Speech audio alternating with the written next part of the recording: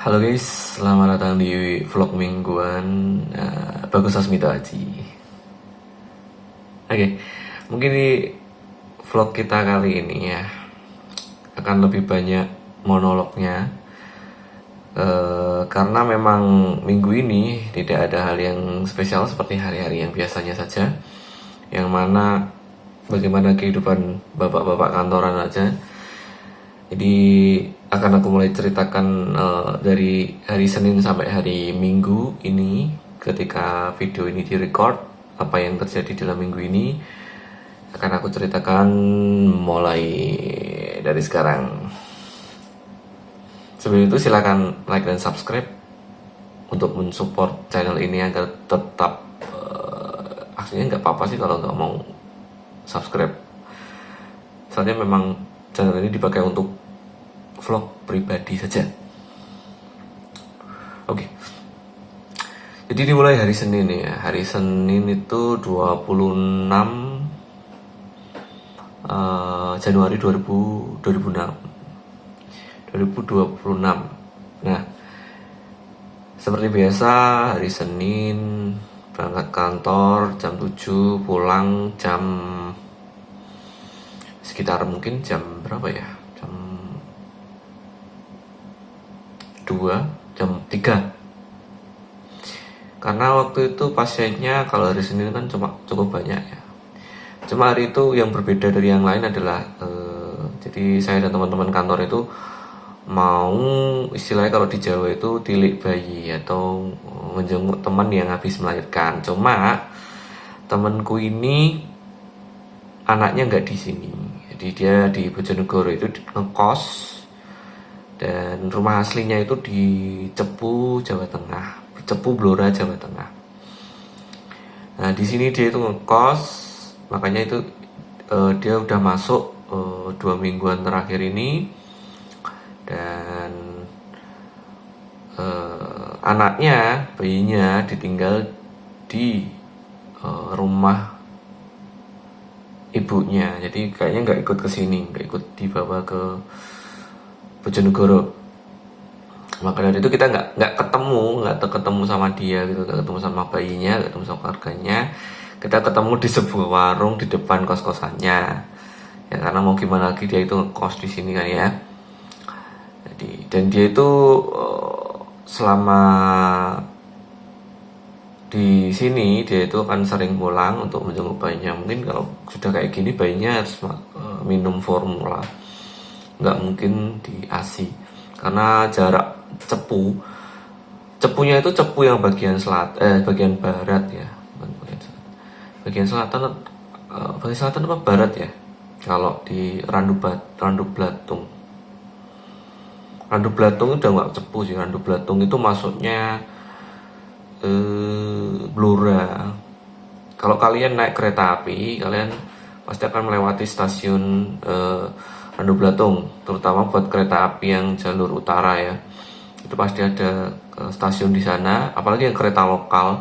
Kalau kereta yang antar provinsi itu biasanya nggak berhenti di Randu Blatung, berhentinya di Cepu biasanya. Itu seperti itu. Jadi singkat cerita, temanku ini adalah anak pertamanya setelah menikah itu hampir 5 tahun.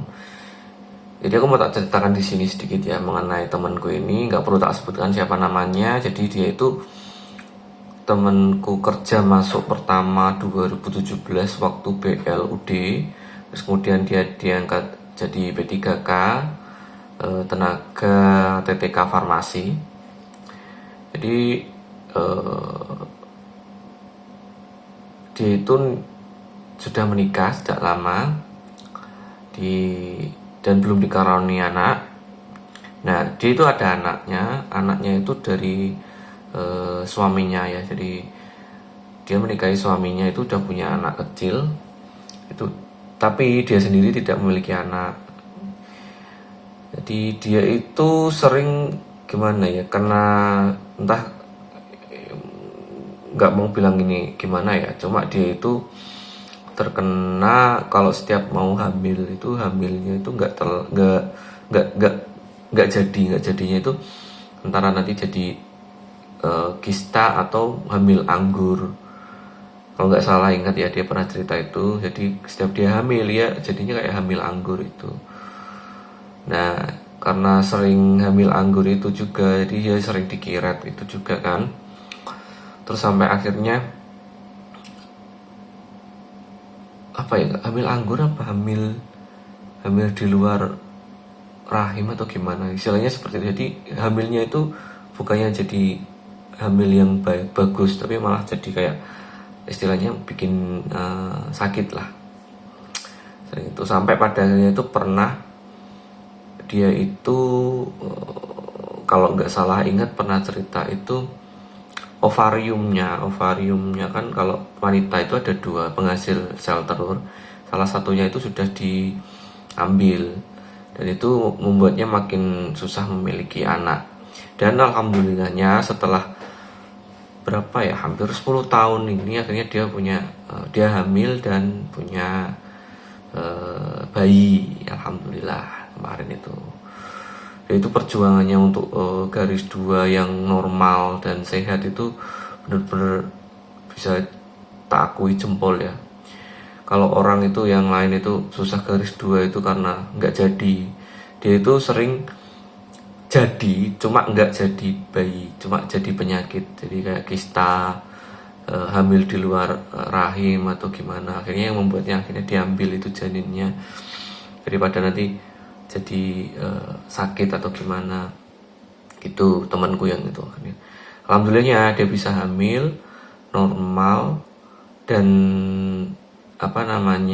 bisa lahiran.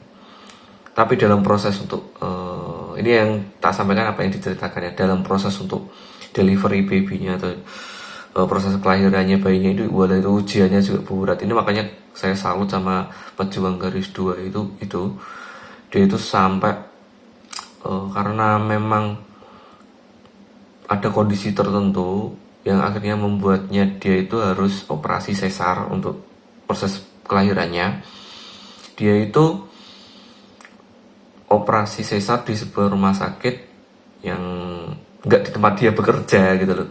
Kalau dia melakukan persalinannya di tempat rumah sakit yang dikerja kayak di tempatku kerja ini, rumah sakitku ini, mungkin akan lebih kenal dengan orang-orangnya, perawat-perawatnya. Jadi dia mungkin akan lebih dapat perlakuan yang lebih baik karena teman sendiri kan ya. Tapi dia memilih untuk di persalinannya di rumah sakit yang ada di dekat rumahnya, dan itu pun harus sesar. Nah itu dia cerita itu pas proses sesarnya itu dia mungkin kalau dibilang itu ada kelalaian di sana. Jadi anestesinya itu dia nggak bekerja. Ya kita tahu lah kalau dia itu tenaga kefarmasian, dia tahu mengenai obat-obat apa, kemudian obat-obat bius apa. Bahkan dia sudah berpengalaman dalam hal kiret anestesi untuk menanggulangi kistanya dulu. Bahkan dia sering melakukan operasi kan itu kan. Jadi dia tahu mengenai pengalamannya mengenai penggunaan anestesi dan lain-lain. Dia itu pas proses persalinan itu mengeluh anestesinya itu nggak bekerja. Soalnya itu keluhannya katanya begitu. Dan ketika dia mengeluh seperti itu, respon dari perawat atau yang menolong persalinannya itu seakan seperti bukan menyepelekan, cuma menganggap itu seperti itu cuma halusinasimu mbak. Tapi temanku kan paham kan ya, yang namanya seperti itu, dia pernah melakukan operasi juga seperti itu kan. Kalau memang anestesinya bekerja, dia itu tubuh bagian bawahnya itu nggak bisa digerakkan, sedangkan dia membuktikan bahwa dia itu bisa ngangkat kakinya gitu pas proses anestesi itu, persalinannya itu. Jadi itu ngeluh, jadi pas proses persalinan itu dia itu sampai teriak-teriak gitu loh, kesakitan gitu.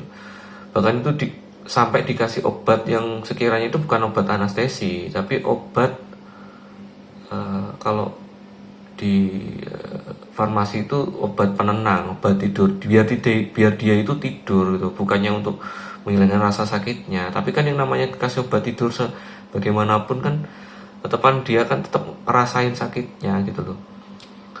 Itu yang akan wah dia itu cerita bener-bener ini mungkin bisa dianggap kelalaian, cuma temanku ini nggak mau memperpanjang ya, nggak mau memperpanjang itu. Dia ceritanya seperti itu. Nah ini memang mungkin bisa jadi pembelajaran buat rumah sakit tersebut, nggak perlu tak sebutkan rumah sakitnya. Nanti takutnya nanti ada apa-apa. Oke, jadi dia cerita sampai seperti itu, perjuangannya bagaimana dia itu untuk mendapatkan anak gitu loh. Jadi buat kalian yang merasa kalian mau child free atau gimana, nggak usah banyak ngomong lah gitu loh. Meskipun kalian itu dikata-katain sama orang, ya kalian mau gimana lagi. Mindset child free itu mindset zaman sekarang gitu loh. Itu sebuah mindset yang baru, yaitu sudah sewajarnya itu tidak orang-orang itu tidak biasa dengan mindset seperti itu. Makanya kalau kalian itu sebagai pelopor child free, saya harap kalian itu menahan diri aja lah untuk merespon omongan-omongan seperti itu, karena nggak cuma child free aja, mereka yang berjuang garis dua itu juga sensitif gitu loh. Mereka ingin punya anak tapi susah gitu loh. Kayak temanku ini kan punya anak udah lama, mungkin 10 tahunan nikah itu, dan dalam progresnya itu dia merasakan sakit yang sangat banyak sekali. Dia itu nggak cuma kehilangan bayinya, janinnya, tapi juga dia melalui proses hamilnya itu sangat menyakitkan, sampai akhirnya diambil ovariumnya itu juga kan, sampai akhirnya dia sekarang tuh bisa punya anak sendiri.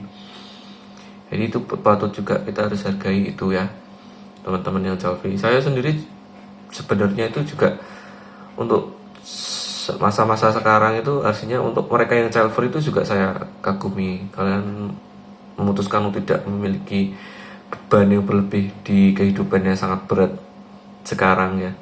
Itu saja sekarang itu meskipun kita itu bisa mendapatkan lebih gampang mendapatkan uang, tapi untuk hidup itu kita sangat susah sekarang itu ya.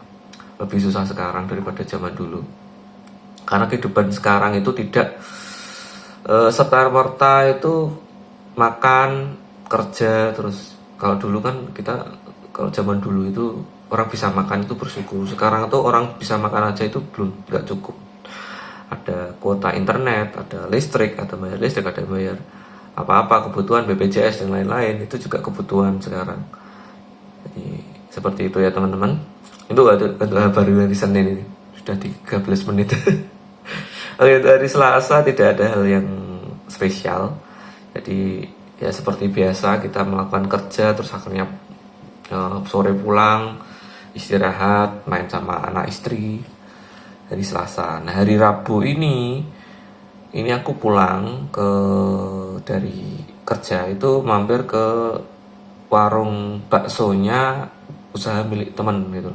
Jadi ada temanku yang satu instalasi, jadi satu instalasi farmasi di sana itu dia itu buka usaha, ada dua, satunya itu kikil dan kare, aku belum ke sana. Yang satunya itu baksonya itu enak guys. Videonya tak sertakan sini nanti. Jadi itu baksonya murah, enak. Bakso tetelan itu 15.000. Tetelannya banyak. Dan baksonya itu tipe yang empuk, jadi halus. Baksonya itu empuk halus, tapi kerasa dagingnya. Ini yang enak. Untuk harga 15.000 itu worth it lah buat kalian. Kalau mau coba itu kalian bisa datang di Juragan Bakso, Jalan Meliwis Putih, Bojonegoro. Ini nanti kiri jalan depannya masjid atau Al-Ikhlas, masjid atau musola Al-Ikhlas itu ada di videonya nanti. Itu rasanya enak. Terus hari Kamis ini kita nggak kemana-mana.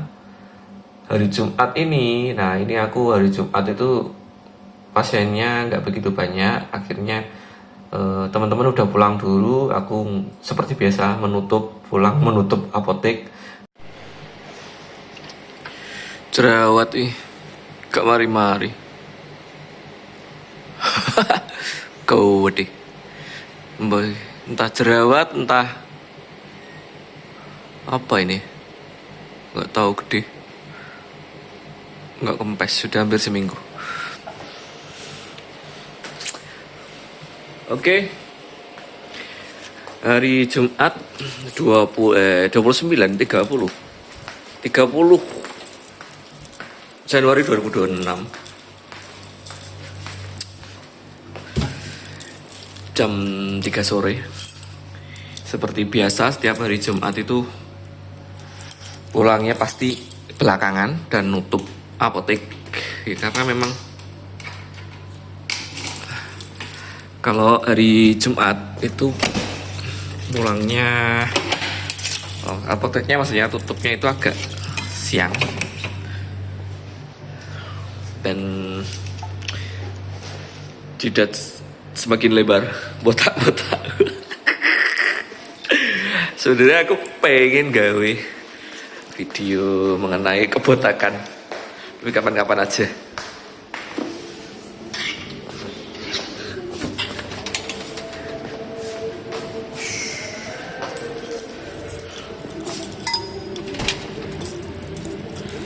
Apa ya?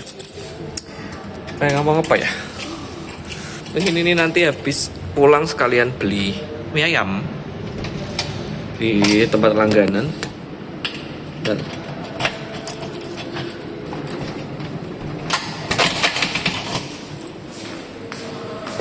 soalnya pengen mie ayam. Terus apa lagi? Beli bensin dulu.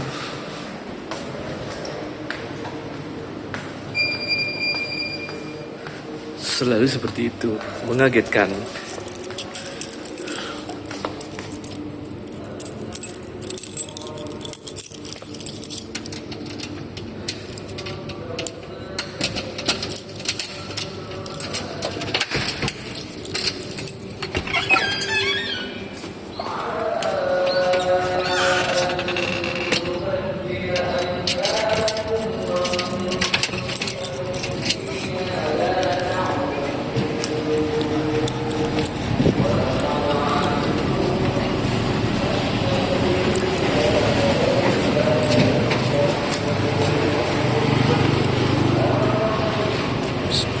Boleh, kok cebukaan?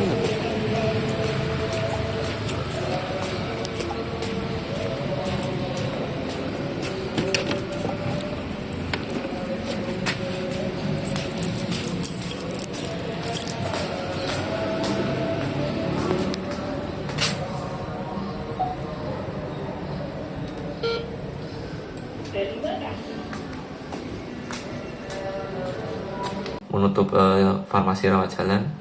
Terus kemudian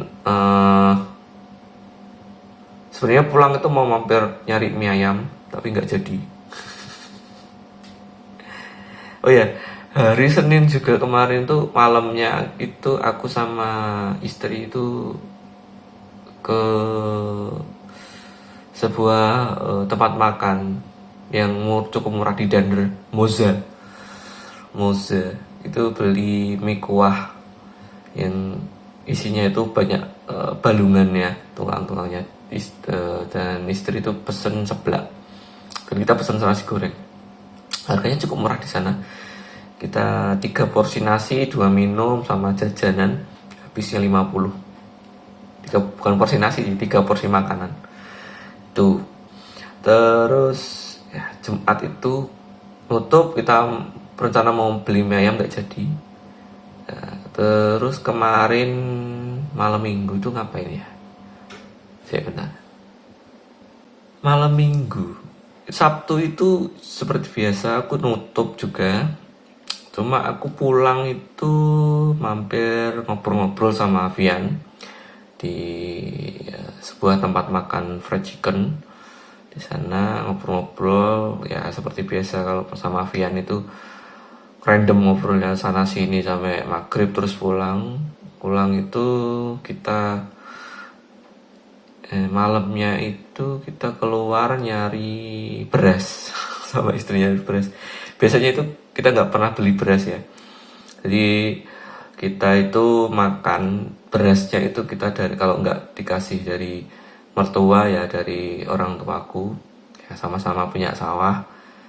Bedanya kalau mertua itu yang garap sawahnya sendiri. Kalau di rumahku itu bapak itu memperkerjakan orangnya menggarap sawahnya, jadi bagi hasil, dan hasil sawahnya itu bapak di konsumsi sendiri. Jadi kalau sawahnya ngasilin timun ya, nanti timunnya tiap panen yang yang nanam timunnya dapat sebagian, nanti sebagian dibawa pulang bapak dikasihkan orang-orang.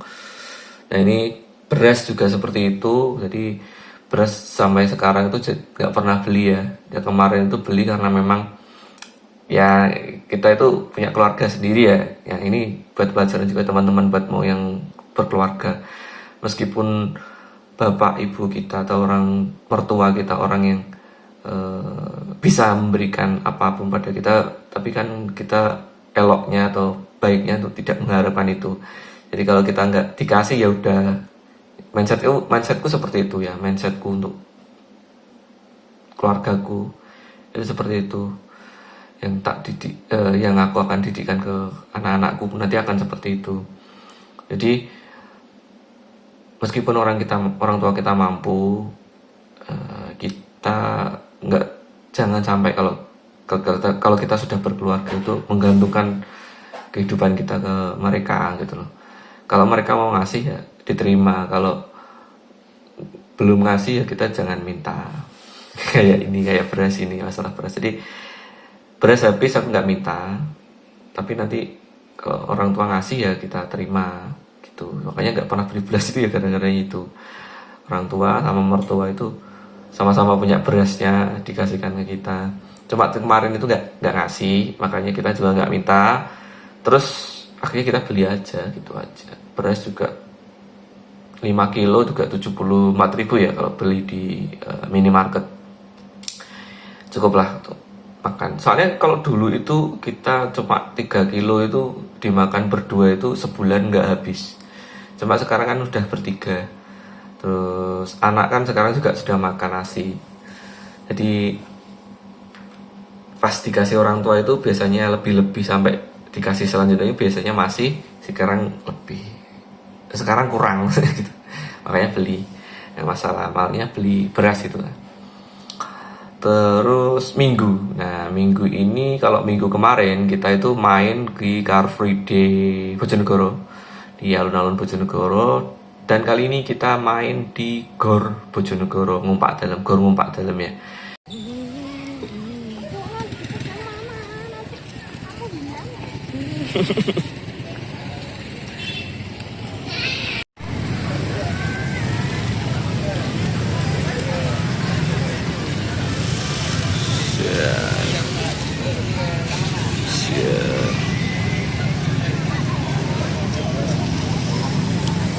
Video ini disponsori oleh Bapak Cookies.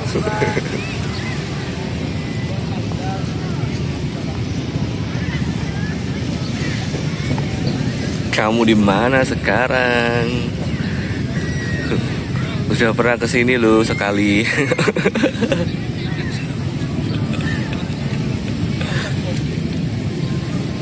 Mamamu mana? Hilang ya? Tinggal mamanya jajan.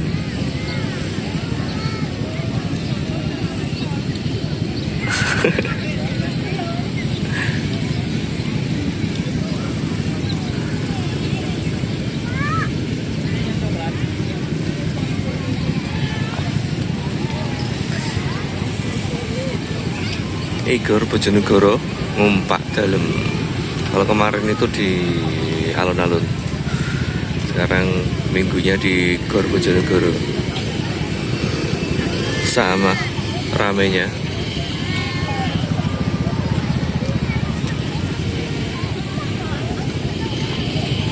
Jadi Gornya Bojonegoro dia ada di Desa Ngumpak Dalem. Di sana itu buat orang-orang sekitar itu dibuat Car Free Day juga. Jadi jalan depannya Gor itu dipakai jualan kayak pasar kremping ya, pasar dadaan gitu.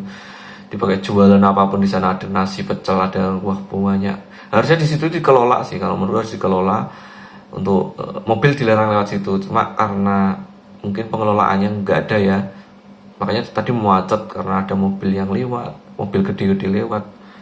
harusnya dikelola dengan baik itu. Jadi dibuat car free day sendiri di sebuah desa. Bagus itu. Ini ruam, jadi istri belanja di sana, terus kita jalan-jalan di gor itu, lihat orang-orang lari-lari, olahraga, jajan, makan jajan di sana gitu. Ya seperti itulah, kita menikmati pagi minggu di situ. Terus kita pulang.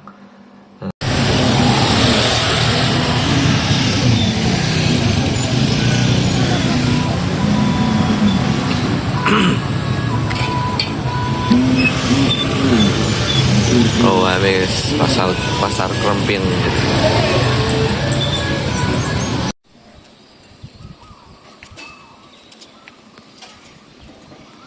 Warung 1, warung 2, warung 3, warung 4, warung 5.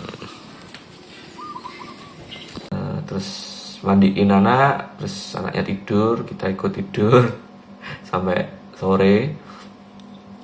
Nah malamnya ini tadi kita makan di luar, makan nasi pecel, cuma nggak tak record tadi. Udah seperti ini. Jadi ini kegiatan mingguannya ya, selama seminggunya orang biasa pekerja kantoran. Tidak seperti para influencer yang lain ya guys. Kalau kalian nonton ini ya istilahnya flat-flat aja ya mau gimana lagi. Pekerja kantoran guys, berangkat jam 7 pulang jam 3 sore. Habis itu istirahat, kalau ada hal tertentu juga main-main aja sama anak atau makan, keluar makan gitu aja. Seperti itu layaknya orang normal. Dan mungkin aku minggu depan akan mulai lagi ya, mulai minggu depan itu akan mulai lagi olahraga. Jadi aku hampir sebulan ini nggak olahraga, sebulan lebih ini nggak olahraga. Lemak-lemak tubuh sudah mulai menumpuk lagi. Padahal ini aku udah masih intermittent fastingku masih jalan. Jadi intermittent fastingku itu 8-16, jadi 8 jam makan, 16 jam puasa. Dan setiap hari Senin dan Kamis itu ada puasa, tak gabungin sama puasa Senin Kamis, yang mana ini nanti jatuhnya jadi 24 jam puasa. Jadi aku setiap makan terakhir itu jam 6 sore, terus nanti aku buka jam 6 sore di hari berikutnya, itu 24 jam puasa. Tetap nanti pas sahurnya aku nanti cuma minum air putih satu botol 500 ml. Udah itu aja. Dan alhamdulillah juga karena aku melakukan itu, berat badanku kemarin itu sempat turun sampai 76. Awalnya 80 jadi 76. Tapi karena nggak olahraga jadi 76 itu stuck di situ terus. Nanti aku akan olahraga lagi. Semoga aku mau targetku itu sampai 70 gitu. Nurun itu sampai 70 dan itu sangat susah. Karena selain intermittent aku juga harus mulai stop karbohidrat juga. Itu yang susah sih. Kemarin itu aku stop karbo pertama kali ya sekitar bulan Desember. Itu aku mencret. Aku mencret itu. Terus, soalnya aku karbo bener-bener tak batasi. Terus tak ganti protein. Makanya proteinku banyak, kenyangku lebih lama. Nah, aku mau balik seperti itu lagi. Semoga bisa turun sampai 70. Nah, mungkin sampai sini aja vlog mingguan Bagus Sasmita Aji episode 2 mungkin. Ini jerawatku yang seminggu ini muncul ya. Ini jadi jerawat gede. Jerawatnya ini gede. Awalnya gede bengkak melebar gitu, nggak kempes. Akhirnya kan mateng toh kemarin. Tak pencet keluar semua. Ini baru kempes. Jadi memang ini aku tuh kalau punya jerawat itu harus dipencet biar kempes. Kalau nggak tak pencet itu malah lama sembuhnya. Gitu. Ini baru tak pencet dari kemarin, kapan ya, hari malam minggu tak pencet. Dan ini udah mulai kempes gitu loh, udah mulai penyembuhan. Meskipun nanti akan membekas ya, paling nggak ganggu lah ya. Oke, sampai jumpa di vlog mingguan Bagus Sasmita Aji berikutnya. Ayo sini. Enggak gitu. Sikat gigi. Tutup ya. Dadah. Masuk. Ayo. Ayo, gak apa-apa, ayo. Oke, pintar. Sini ayo. Ayo, sikat gigi ya. Nanti minumnya ya. Nah, sikat gigi. Mau. Ayo kok iso wi. Iya. Ayo. Mau Cekeli. Ay.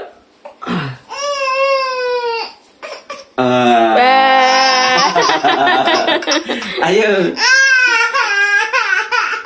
Ya Allah. Ya Allah, aja Pak Nobra. Seperti mau disunat, guys.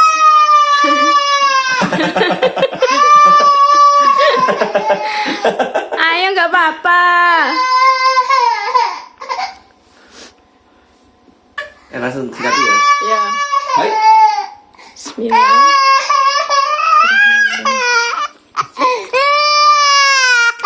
Saya. Ayo. Sikatan dulu. Ayo, wes.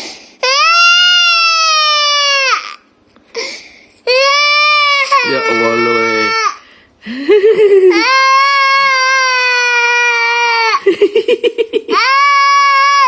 Gak apa-apa, ini cuma gini toh.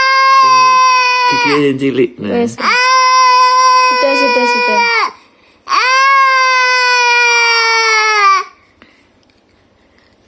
Lidah.